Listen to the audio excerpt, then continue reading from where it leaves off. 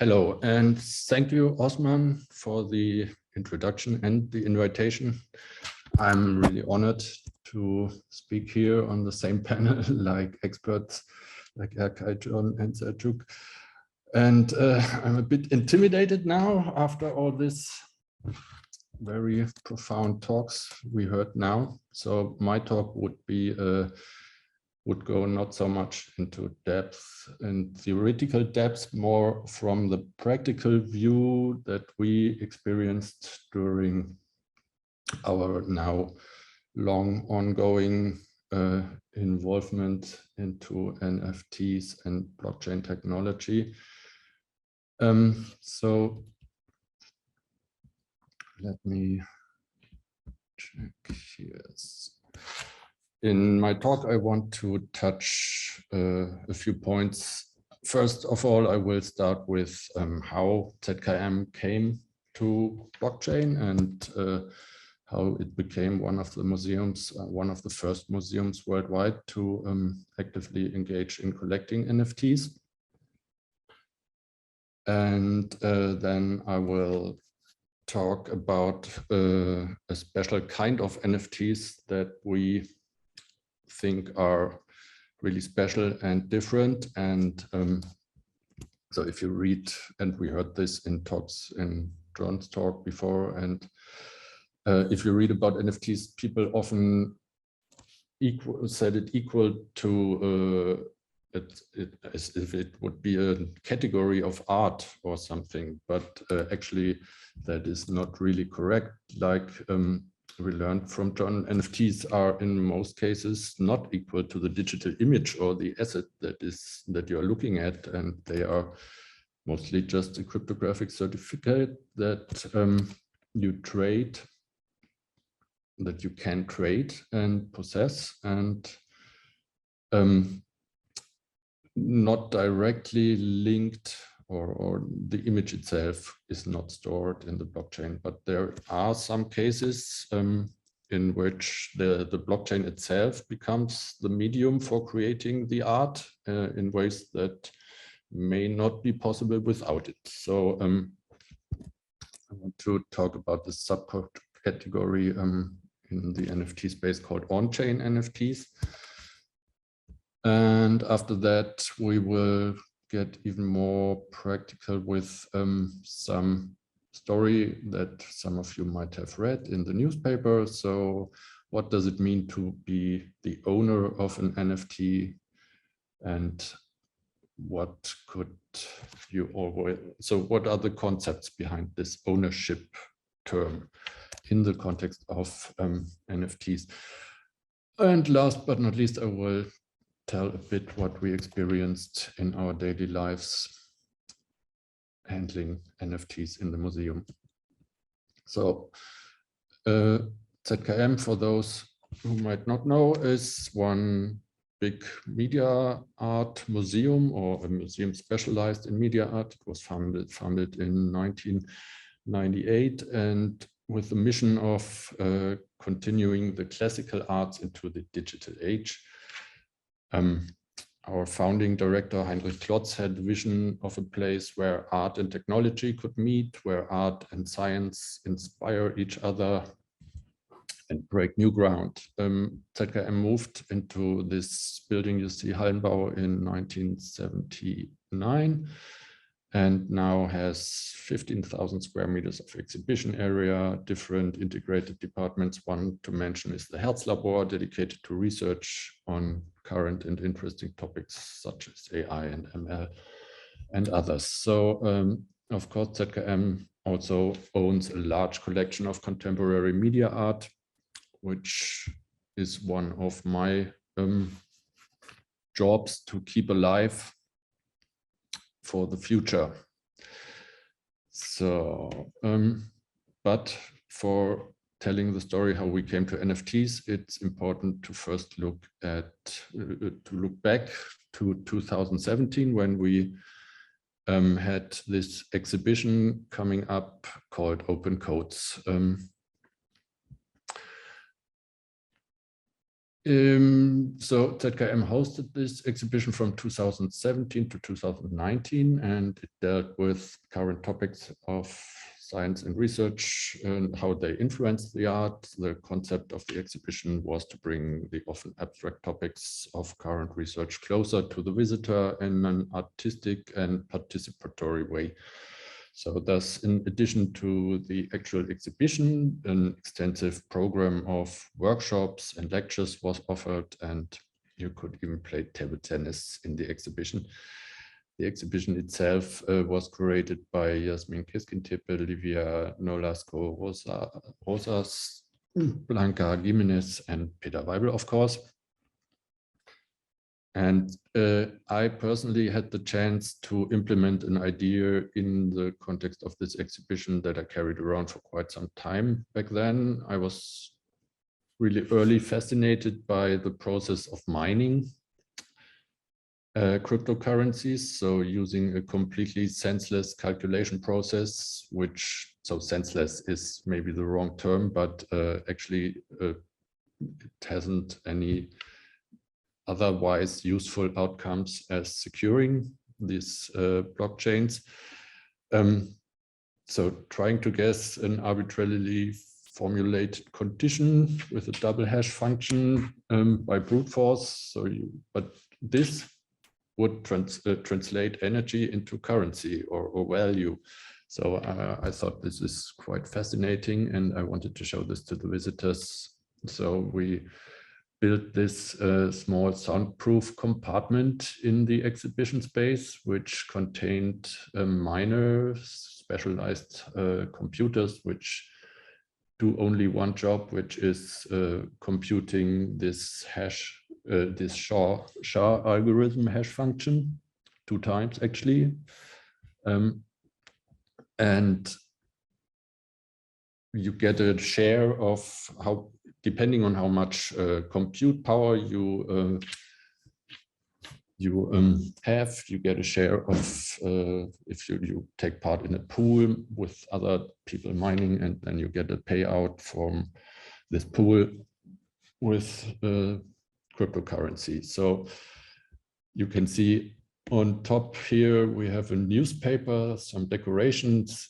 Decoration, it's actually the original, the Times from the 3rd January 3rd, 2009, which was the date where the first Bitcoin block was ever mined, the Genesis block. And the headline you can see there, Chancellor on the brink of second bailout of banks, is a string that was also stored into this Genesis block as a proof of time, so that you cannot date this Genesis block further into the past than the release of this newspaper.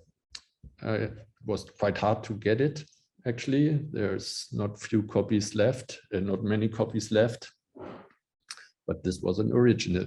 So, and in the screen, you can see in the compartment, you can see screens where it's just showing stats like how much hash rate compared to the energy consumption, and how much value you generated in what last 48 hours, 24 hours. So we used the value that was generated by this small mining farm for workshops. And what does that mean? So we made, actually I did 3 workshops over the time of the exhibition where we where we tried to teach people, the participants, how to use cryptocurrencies like Bitcoin. And how do you do this? Actually, it's the easiest to just give them money like Bitcoin and let them try themselves. So we handed out small paper wallets with a small amount of Bitcoin, and every participant had to install a wallet on their own device and import the private key from the wallet, and then start transferring between neighbors and just getting in touch with the technology without fear, without any fear, and learning by doing. So part of the value we mined was gifted away. Then another part we used to invest in this early thing called NFTs, which started 2017, or at least got bigger publicity in 2017. So I read about this game called CryptoKitties, where you could breed and collect funny cat pictures on the based on the blockchain, and depending on what features they had, you could combine them. They had a DNA, and then the DNA could mutate, and also if you join two different fitting DNAs, you get a very rare new kitty, whatever. And after that, we also bought our CryptoPunks back then for quite cheap money. I guess we paid around $100 per punk. Now, of course, or in the meantime, there have been much more in value, but back then it wasn't even clear if this would be worth the $100. Now that we owned NFTs, we also, of course, had the idea of displaying them in the exhibition space. And so we set up a dedicated space in the museum which would show special crypto-related art. So we had no, what's the word? Not a collector. Yes, actually a collector who owned some of these physical CryptoPunks. There are 24 of them, which just are prints signed by the artists and connected with this extra certificate by in a paper with a wax seal on it. So the private key is in there, and also we had these two works from Kevin Abosch and Ai, Priceless Moments, who tokenized moments they spent together. So it's sharing tea, and I'm the cryptocurrency, what we see here. Okay, we did also a few meetups where we invited interested people or to just discuss the topic, and we had Kevin Abosch in person talking about blockchain as a method as a guest in ZKM. So that's how it started. 2018, the crash came. 2019 was still quite quiet around crypto. So 2020, it got interesting again. So I read about this platform which would come up called Artblocks, which does on-chain NFTs and stuff like this. And so I started to get back into this. And so we used some of the remaining values we still had to buy some early Artblocks on-chain NFTs.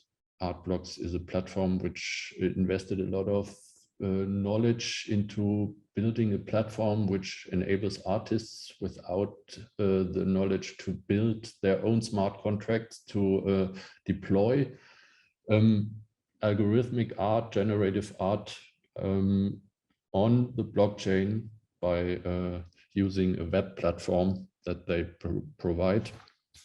So it was quite revolutionary, but they were not the first doing on-chain NFTs. There have been several other people doing it before. I will come back to this later.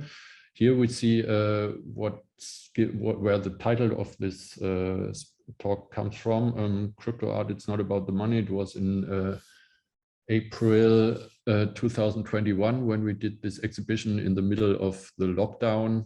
Pandemic just was on the peak, and we had to close the museum for 2 months, and this was the only window we had to the outside, showing on our LED screen some of these NFTs, which we didn't all own, but some of them we were in contact with a lot of collectors who gave us the right to show their NFTs in this exhibition. So it's just this LED screen showing different works of generative art, some of them animated, some of them just static images, but all of them created by an algorithm which has its code itself stored in the blockchain. So this one is the title of the talk, the image used for the talk, I guess. So on-chain NFTs, generative art random but deterministic, which you might think random but deterministic, that's somehow not working, but maybe I will too look like John did before, maybe much more in depth than I will. What would be a normal NFT? So if you go to OpenSea, you have always the possibility to open the details tab, and then there is the smart contract address where you can look into the code, which is used to mint the artwork, and then there is a token ID which you can click to get the metadata of this NFT, and this mostly looks something like this. So there is an array of values, keys and values, and then there's a link to some image. But as you can see in this example, it's a server from Nifty Gateway, so a normal web storage, not even decentralized or not even distributed like the EPFS would be, which is then in the meantime normally used as a way to store an NFT or the asset belonging to the NFT. So one funny example I want to present is this project from Moxie Marlinspike, who is the creator of the Signal messenger. He's an absolute beast in cryptography and also a fun guy to listen to in talks, but he made this project where he released his own NFT, which is then just looking different depending on the platform you watch it. So if you look at the same NFT on OpenSea, it looks like this. If you look at the same NFT on Rarible platform, it looks like this. So two different images. And if you look into the metadata, he also wrote there, you may own the result of this function call, but I own the function. So he just put a dynamic function as a target for the metadata link and delivers whoever requests, depending on who requests the image, he delivers a different image. So it's possible to have this happening. If you buy the NFT, he said, I cannot prove it, you might see this in your wallet. So also, again, different. So what would be the difference with an on-chain NFT?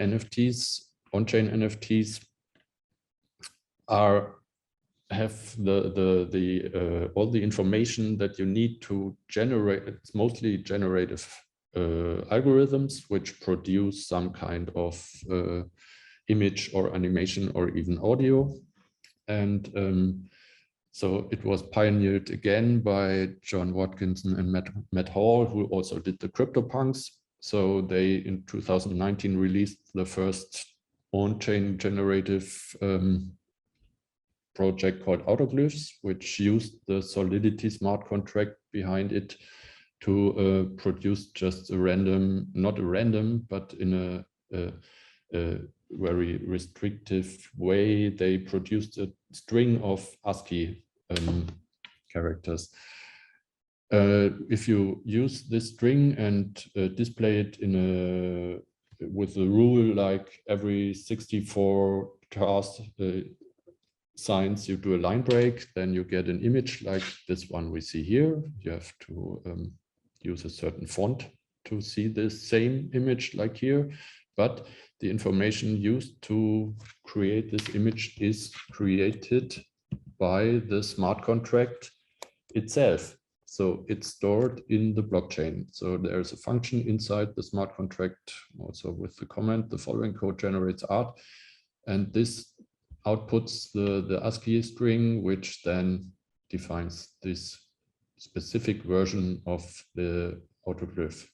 Of course, you need some seed to make it deterministic again. So to decide which jars to use and also in which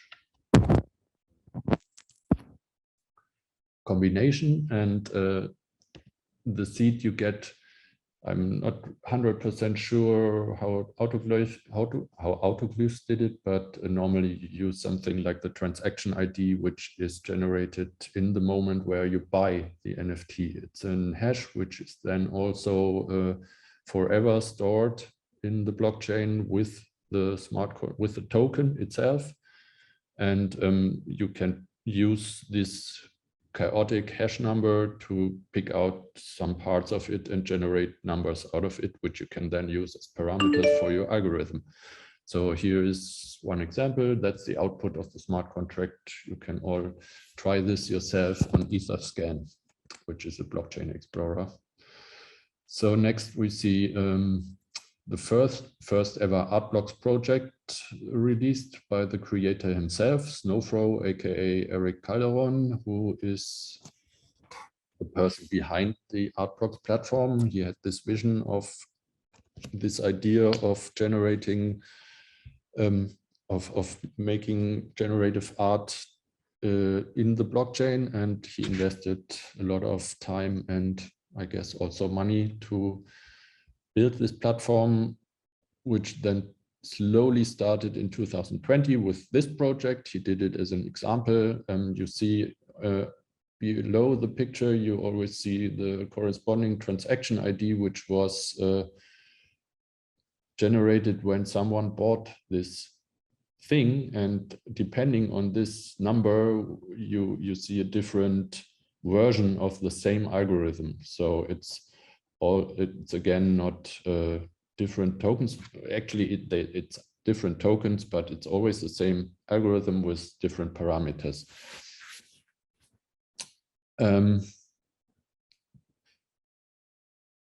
So maybe before I go to the other ones, it's interesting for us as a museum collecting generative art or computer art for more than 30 years now to see this happen, because it's actually something like the missing link, which wasn't there before for generative art, where you say there's this discussion going on about, is the computer the artist, or it's not going on anymore, but it was, where you said, okay, the artist writes the algorithm and then the computer produces the art, but it was always still with the artist in the loop. So you could press reload for 100 times till you get an outcome that you like, and the others got just ditched.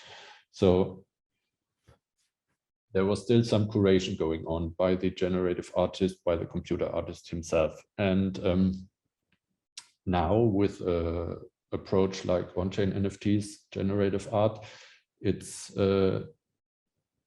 a different approach. You as an artist, you create your baby, your algorithm, which you then deploy to the blockchain. You define some some parameters like the edition size, 100 or 1,000, and then you let it go, and other people will mint, and you don't have any curation possibilities in the aftermath. It's totally out of your hands. So you, as an artist, create a project which actually the artwork is the whole edition size, in my opinion. So it's not only one token, it's mostly the whole edition, which then gets distributed to different persons. Okay, so other examples for on-chain NFTs is like Avastars, which would be the first profile pic PFP project, which is fully on-chain. So it's SVG data, which layers of SVGs, which are stored in the blockchain, and then the characters are constructed out of these layers in a random way. Also the background, of course. And then there is something like Nate Alex chain faces, which is very minimalistic. He's just using ASCII signs, or is it ASCII? I don't guess. I guess it's more like Unicode or whatever. Simple strings which make faces, but all the information is, of course, generated and also stored in the blockchain. Also by Nate Alex. Squiggly what the fuck or WTF is even before Artblocks did the first release 2020. He made this project also with SVGs or layers of SVGs and transform functions based on smart contracts. And also he was the first to play with this concept of minting, that you as the creator of this blockchain project could also play with the process of distribution or the process of selling it to the collectors. He created his own auction system, making it somehow like a small performance, which also adds to the artwork itself. So and last but not least, the on-chain cats, which is a project which was done by a student who did his master thesis about lending smart contracts or smart contracts for lending NFTs. And he was in close contact with ZKM on how normally this is done in the traditional art world, where you have exhibitions and collectors lending artworks for exhibitions for the duration of the exhibition. And he was thinking about how to do this in the context of NFTs, where you could fully automate it in the smart contract to say the ownership is somehow transferred or transferred for a limited time to a different wallet, and then after this it will return automatically to the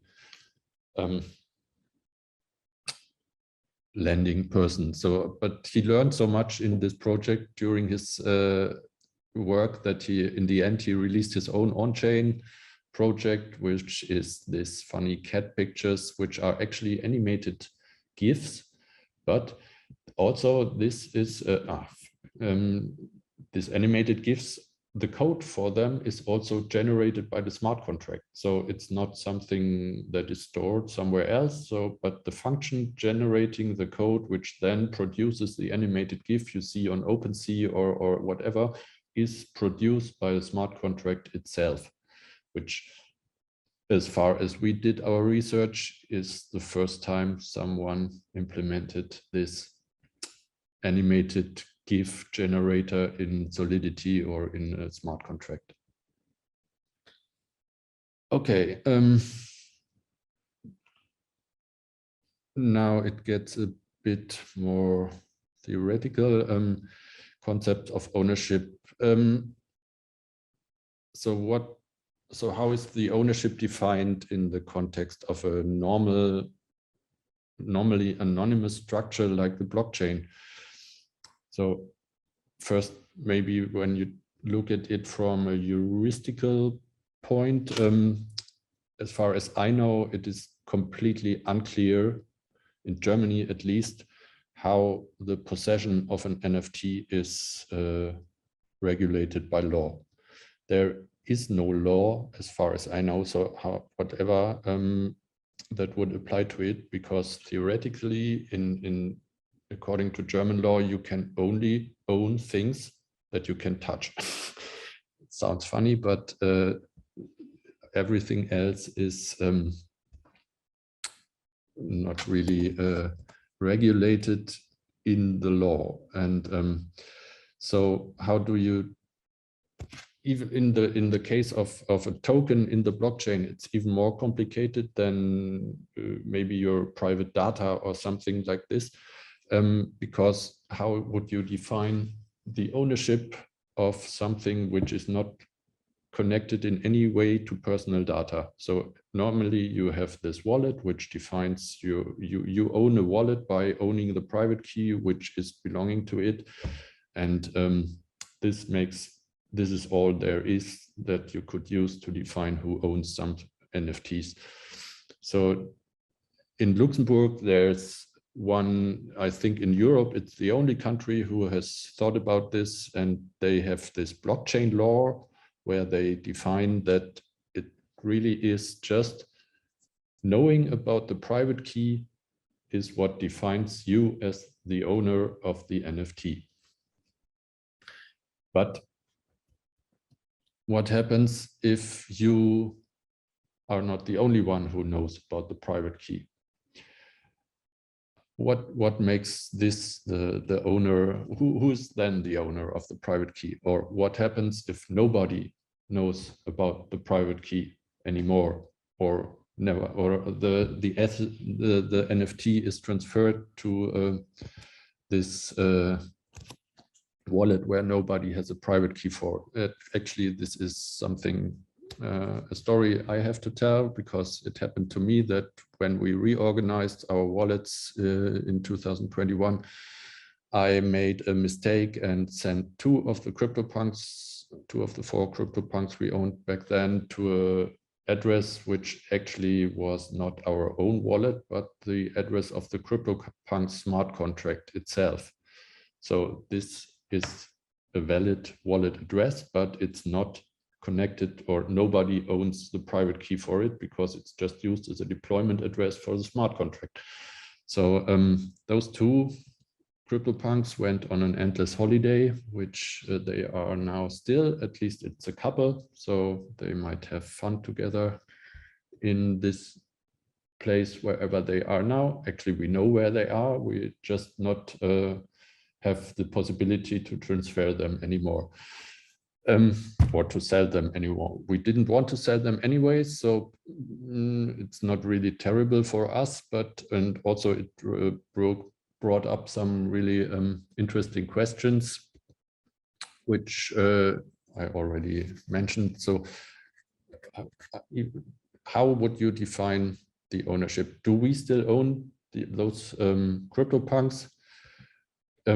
Because we sent them there, it was us who put them there, but we don't have any possibility to do anything else with them. You could also say we put them in a super secure vault forever. So we took them off the market, we rescued them from speculation. So this was by accident. You could also say, but what if I want to do this? I could just create an address by using a concept like nothing up my sleeve numbers, which I learned from by talking to Alexander Reben from Stochastic Labs. And he said, yeah, it's easy. You can generate a valid Ethereum address by translating a sentence into hex values, and it just has to be 42 numbers, and then you can always prove in a cryptographical way that this key, this address is existing, but you will not find anyone who has a private key for it. So you can put stuff there and it will never go out again. So this is owned by ZKM, would be an example for this. There's others where you use the DEAD, like dead. You can use this as an address or whatever. Some people call it burning in NFT. I'm not sure if you can say this because it's still there. It's just not accessible anymore. So you're burning the value maybe connected to it. That's the speculative value. I have to speed up a bit, sorry. Management of NFTs in the museums context, this will go quite quick. So how you manage access to the private keys in an environment of a museum. So it's not easy to do this in a secure way, because you always need to follow the 4 eyes principle, where you need to do somehow. Best would be you prove that it's not possible for one person alone to do anything with your museum's wallet. So you need to implement a multi-signature wallet where you can define structures like 2 out of 3 private keys, or 2 out of 3 people need to have access or need to sign a transaction. So you get this 4i principle by design. So then, of course, the private key shouldn't be on your laptop. You should store it on something, on a safe device, like a hardware wallet, where you can, where it's just off your computer. So even if you get hacked and a screen capture software gets installed, or keylogger or whatever, the hacker doesn't get any access to the private key itself, because it's on this USB stick or this USB device, which is encrypted itself. Or you use a paper wallet like the one we designed for our workshops. So also one interesting almost last aspect is, could you say that the wallet that we now have set up for the museum is like a depot for art, where you can define this is your collection? No, it's actually it's not possible to do this, because it's an intrinsic thing of Ethereum or every blockchain, that you cannot decline a transaction. It's not possible. You on the receiving side, you will always be passive. So everybody can send you transactions. And so it's like, if your museum's depot, if you define the wallet as your museum's collection, is open to everybody. And of course, there's others. So this is just a recent snapshot of what we found in our wallet recently, which is just some random images we never collected. They appear in the wallet, and it's like spam in the mail.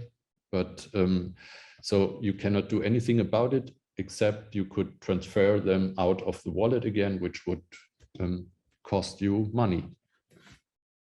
So also the image rights we heard about already. We know that we do not get image rights by buying the token. So for now, we still contacted almost every artist we have an NFT from to make a traditional paper contract, which just regulates our right to show the images in the context of an exhibition in the museum or even online. And so this isn't, we cannot depend on the ownership of the NFT to have this regulated. Also, of course, we have to pay taxes. So all this crypto transactions need to be integrated in our accounting system, which is really difficult if you are a state-financed foundation. So yeah, I did a bit too long. So thank you for listening, and